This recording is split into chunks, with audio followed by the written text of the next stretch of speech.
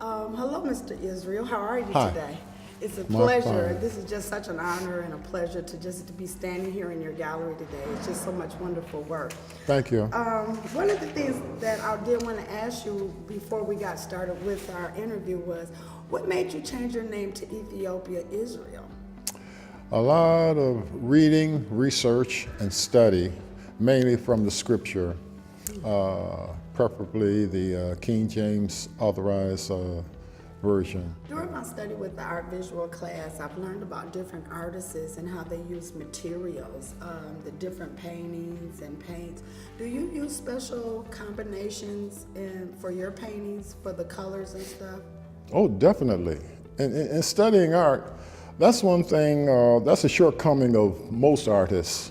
You know, they're kind of superficial, I would call it, you know, but when I studied painting, you know, I tried to look into all of the so-called great masters, you know, Leonardo da Vinci, Peter Paul Rubens, or Rembrandt, and all those guys, and each one of them, I studied each one of them, and I found out that you just don't look at a painting. When I look at a painting, I look through a painting, and I can see different layers and combinations and things that they did in order to make it really effective. What are some of the disadvantages and advantages of becoming an artist? Well, the main disadvantage is that you're not going to hardly make any money. That's one.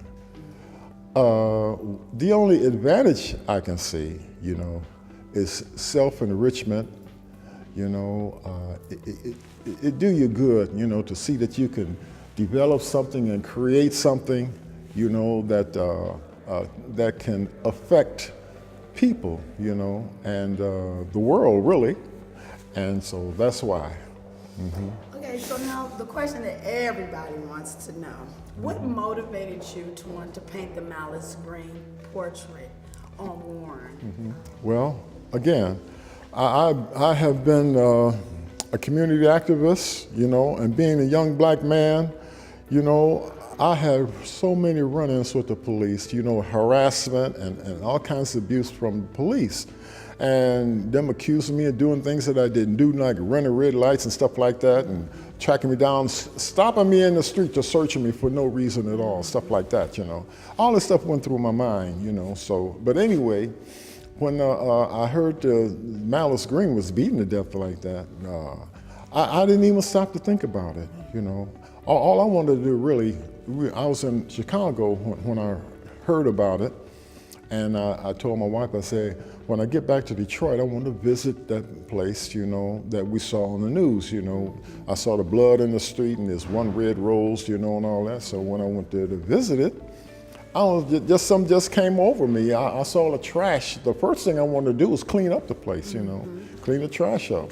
And then I saw this building, you know, shattered and peeling paint and all this kind of stuff. I said, I can put a fresh coat of paint on that building and make that look better too, you know. And then some say, oh yeah, why don't I do that? I can just paint the name on there, Malice Green, you know. So that's what happened. One thing led to another, you know. But when I started painting it, make a long story short, this news person asked me, you know, Mr. White, what are you gonna do on that wall? I looked around and saw all those cameras and microphones and everything stuck in my face. I said, what is, it shocked me, you know. Yeah. I say, this is much more than I thought it was gonna be, you know. So that's what happened. One thing just led to another.